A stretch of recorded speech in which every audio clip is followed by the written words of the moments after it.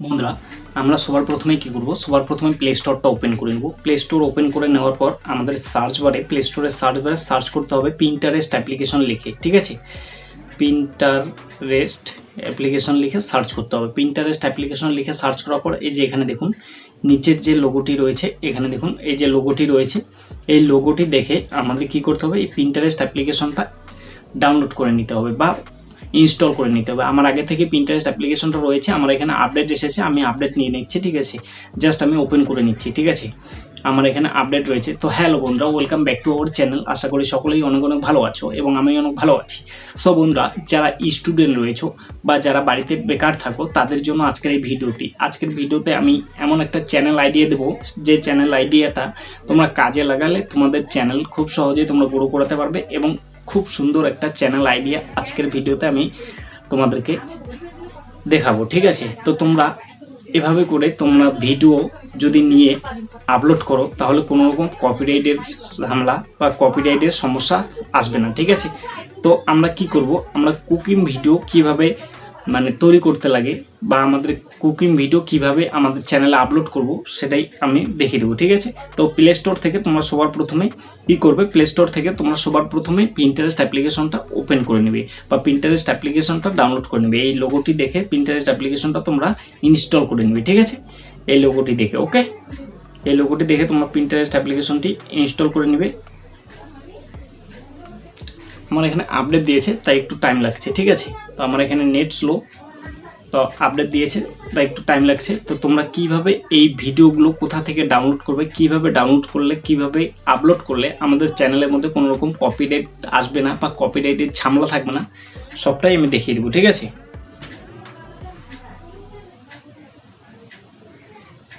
এই যে এখানে দেখুন আপডেট হয়ে গেছে, আমি জাস্ট ওপেন করে নিচ্ছি পিন্টারেস্ট অ্যাপ্লিকেশনটা। জাস্ট তোমরা ওপেন করে নেবে।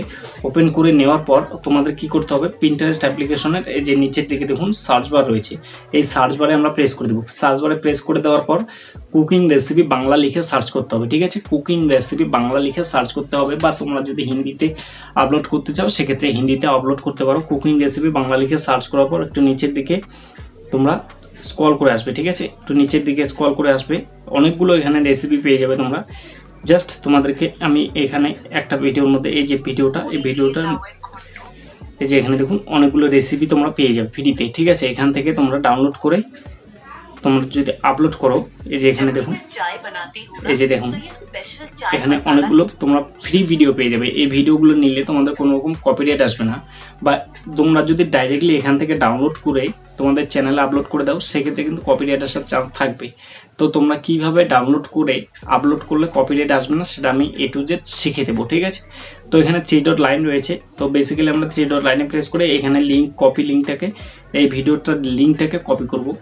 এবার আমরা কি করব, এবার আমরা জাস্ট ইনশর্ট অ্যাপ্লিকেশনে চলে যাব। ঠিক আছে, ইনশর্ট অ্যাপ্লিকেশনে যাওয়ার পর আমাদেরকে ভিডিও, এবার আমরা আমাদের সবার প্রথমে যে কাজটা করতে হবে, যে ভিডিওটার লিঙ্কটা কপি করলাম সেই ভিডিওটাকে ডাউনলোড করতে হবে।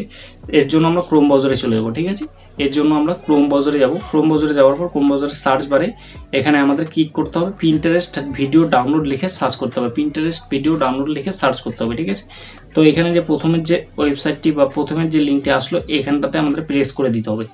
এই যে পিন্টারেস্ট ডাউনলোডার, এই অপশনটাতে আমাদের প্রেস করে দিতে হবে। ঠিক আছে, তো আমরা যে ভিডিওটার লিঙ্কটা কপি করলাম এখানে পেস্ট করে দেবো। পেস্ট করে দেওয়ার পর ডাউনলোড অপশনে প্রেস করে দেবো। ঠিক আছে, ডাউনলোড অপশনে প্রেস করে দেওয়ার পর আমাদের কিছুক্ষণের মধ্যে আমরা ভিডিওটার যে